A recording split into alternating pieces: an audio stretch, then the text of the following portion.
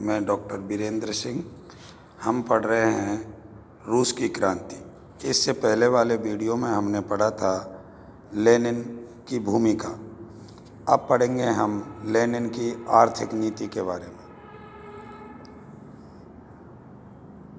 युद्ध साम्यवाद शब्द का प्रयोग गृह युद्ध के समय लागू आर्थिक नीति के लिए किया गया है।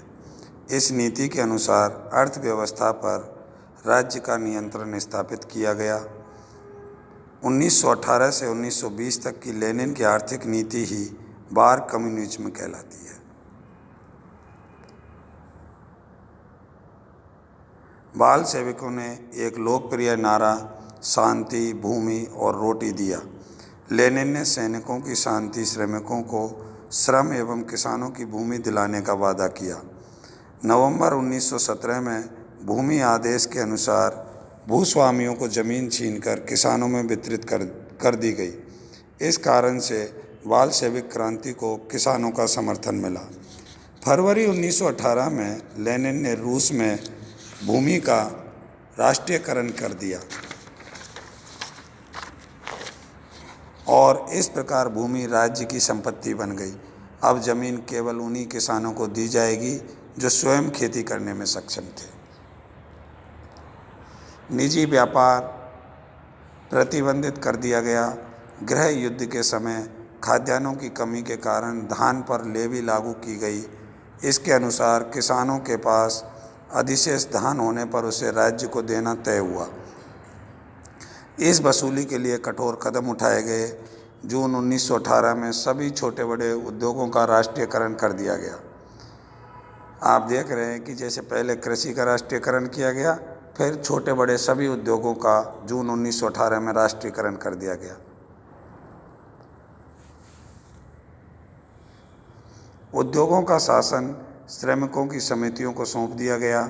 निजी व्यापार प्रतिबंधित कर दिया गया।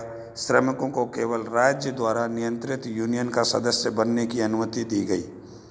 हड़ताल के अधिकार से श्रमिकों को वंचित किया गया। विदेशी व्यापार पर राज्य का पूर्ण नियंत्रण स्थापित किया गया। बालशेविक पार्टी चर्च में विश्वास नहीं करती थी, इसलिए जनवरी 1918 में रूस में उसने सभी चर्च बंद कर दिए। केवल सिविल विवाह को ही मान्यता दी गई। गृह युद्ध के समय 1919 में बालशेविकों ने स्वयं को कम्युनिस्ट कहना शुरू किया था। जुलाई 1918 में रूस में नया संविधान लागू किया गया। इस नए संविधान के अनुसार नई सरकार को पीपुल्स रिपब्लिक ऑफ कमिसर कहा गया। इस सरकार में 18 विभाग रखे गए, जिसके प्रमुख को कॉमिसर कहा गया। लेनिन प्रमुख कॉमिसर था। ट्राटस्की विदेश मंत्रालय का कॉमिसर था। राइकोव गृह विभाग का कॉमिसर था। स्टालिन राष्ट्रीय व अल्पसंख्यकों का कॉमिसर था। इस नए संविधान के अनुसार प्रत्येक 18 वर्ष की आयु से अधिक महिलाओं व पुरुषों को जो अपनी आजीविका स्वयं कमाते थे मताधिकार दिया गया। मॉस्को को इस सरकार ने अपनी राजधानी बनाया गया।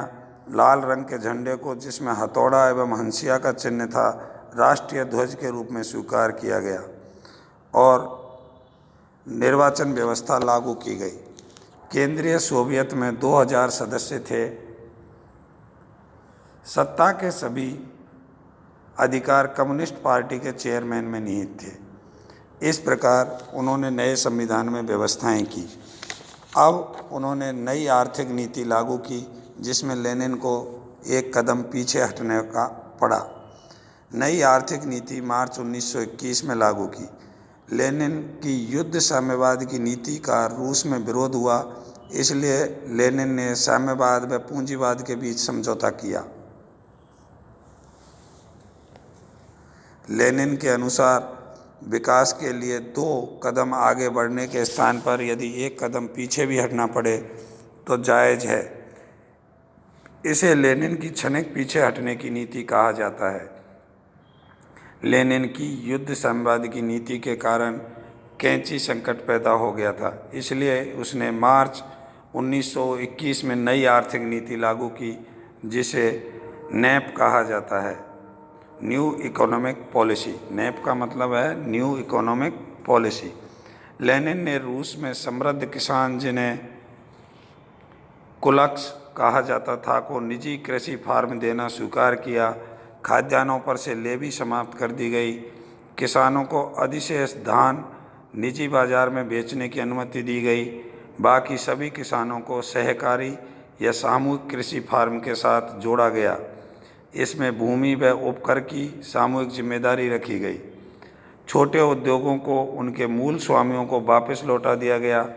बड़े उद्योगों पर पूर्ण सरकारी नियंत्रण रखा गया। समेत सीमित निजी व्यापार की अनुमति दी गई। खनिज व खनन का कार्य बड़े पैमाने पर किया गया। इसके अतिरिक्त निवेशकों को खनिज व खनन के लिए रियायतें दी गईं। न्यू इकोनॉमिक पॉलिसी के कारण कृषि व उद्योगों का उत्पादन कई गुना बढ़ा। आर्थिक संपन्नता ने बाल्शेविक सरकार को राजनीतिक स्थिरता और सुरक्षा प्रदान की। इस प्रकार नई आर्थिक नीति ने रूस में एक नया समृद्ध वर्ग पैदा किया।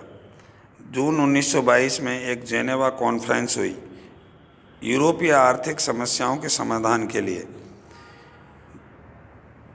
ईस्टर संडे 16 अप्रैल 1922 को संपन्न इस सम्मेलन से कोई आर्थिक समस्या तो हल नहीं हुई, लेकिन जर्मनी व रूस के बीच इस समय एक संधि हुई जिसे रेपलो की संधि कहा जाता है। रूस की प्रथम बार पूंजीवादी सदस्यों के साथ सम्मेलन में भाग लिया। अनौपचारिक रूप से वह बाल्शेविक सरकार को अंतर्राष्ट्रीय मान्यता दी गई। रेपलो की संधि बाल्शेविक सरकार के लिए प्रथम औपचारिक अंतर्राष्ट्रीय मान्यता थी। इसके पश्चात 1924 में फ्रांस, इंग्लैंड एवं बेल्जियम ने भी बाल्शेविक सरकार को औपचारिक मान्यता दी। 1925 में जापान ने मान्यता दी। इस संधि का उद्देश्य आर्थिक राजनीतिक सहयोग था। इस प्रकार लेनिन ने अपनी सरकार को अंतर्राष्ट्रीय स्तर पर मान्यता प्राप्त की और रूस में लेनिन की सरकार को मान्यता मिली। अब हम देखते हैं रूस के संविधान का पुनर्मूल्यांकन। इसमें पहला बिंदु है, रूस के साम्राज्य को अब यूएसएसआर कहा जाएगा। एकल पार्टी व्यवस्था लागू की गई और वो एकल पार्टी थी कम्युनिस्ट पार्टी। चेका क्रांतिकारी न्यायालय स्थापित किए गए। जनवरी 1924 में लेनिन की मृत्यु हो गई थी।